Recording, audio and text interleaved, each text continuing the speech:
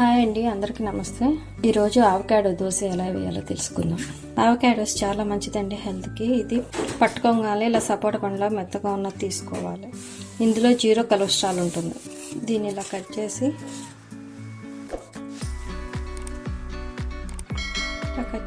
Seed తీసేసుకొని ఇది మెత్తటి పేస్ట్లా చేసుకోవాలి.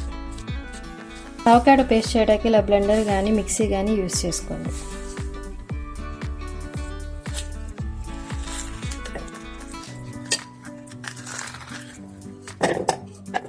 ఇలా కట్ చేసుకుని ఆవకాడోస్ని పేస్ట్లా చేసుకోండి.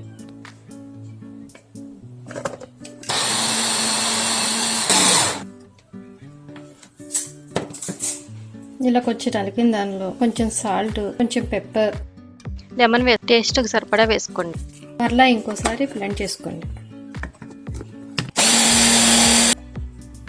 పేస్ట్లా చేసుకోవాలి. చక్కగా దోశ వేసుకొని సగం కాలిన దోశ మీద ఆవకాడో పేస్ట్ను అప్లై చేసుకోండి.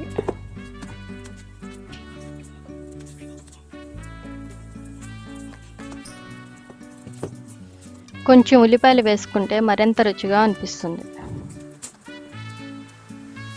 కొంచెం ఆయిల్ అప్లై చేసుకోండి. Healthy avocado dosa ready.